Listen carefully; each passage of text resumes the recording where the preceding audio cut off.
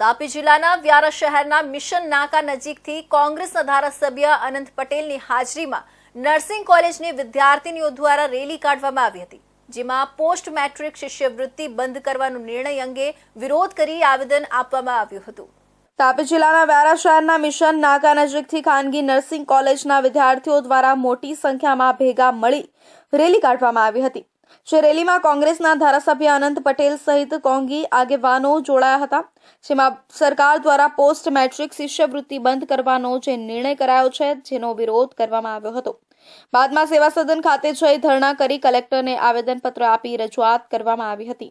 સરકાર દ્વારા આદિવાસી અને એસસી સમાજની પોસ્ટ મેટ્રિક શિષ્યવૃત્તિ બંધ કરી દેવાના વિરોધમાં આજે તાપી જિલ્લાના વ્યારા ખાતે બિરસા મુંડા સર્કલથી કલેક્ટર સેવા સદન સુધી રેલી કાઢી મોટી સંખ્યામાં વિદ્યાર્થીઓ ઉપસ્થિત રહ્યા। એક જ માંગણી અમે કરી છે કે 2010 થી જે વેકન્ટ કોટાની શિષ્યવૃત્તિ જે મળતી હતી આદિવાસી અને એસસી સમાજના વિદ્યાર્થીઓને ચાલુ કરવામાં આવે। અહીંના આદિવાસી સમાજના આગેવાન યુસુફભાઈ, ઉનાજીભાઈ તેમજ જીમી ગામિત તેમજ અન્ય યુવા સાથી મિત્રોની સાથે મોટી સંખ્યામાં વિદ્યાર્થીઓની આ માંગ છે।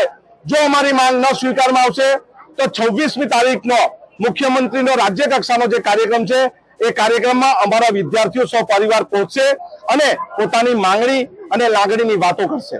17મી જાન્યુઆરીએ જે જાહેરાત કરવામાં આવી, જાહેરાતમાં બિરસા મુંડા ટ્રાઇબલ યુનિવર્સિટીમાં એક પણ એસટી કેન્ડિડેટને સ્થાન આપવામાં આવ્યું નથી।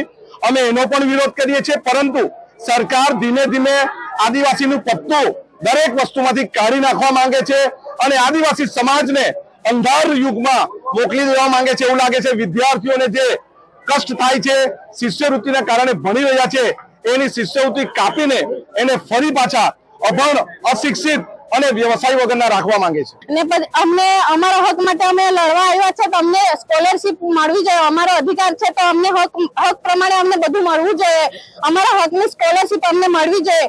સરકાર કહે છે દીકરીઓને ભણાવો, તો પછી સ્કોલરશિપ ની આપશે, દીકરીઓ કેવી રીતે ભણશે? આદિવાસી છોકરાઓને ભણાવો એવું કે પછી આગળ જઈને અમારું ભવિષ્યનું શું થશે?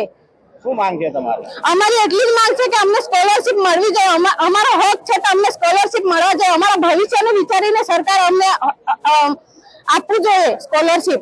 જે કાર્યક્રમમાં જો પોસ્ટ મેટ્રિક શિષ્યવૃત્તિ રદ કરવાનો નિર્ણય પાછો નહીં ખેંચાય તો આગામી 26 જાન્યુઆરીના રોજ મુખ્યમંત્રીના કાર્યક્રમમાં વિદ્યાર્થીઓ પરિવાર સાથે જશે અને રજૂઆત કરશે એવી ચીમકી આપવામાં આવી હતી। બાદમાં નર્મદા ખાતે આવેલા બિરસા મુંડા યુનિવર્સિટીમાં આદિવાસી માટે ભરતી પ્રક્રિયામાં બેઠક અનામત નહીં રાખવાની જાહેરાતનો પણ વિરોધ કરવામાં આવ્યો હતો।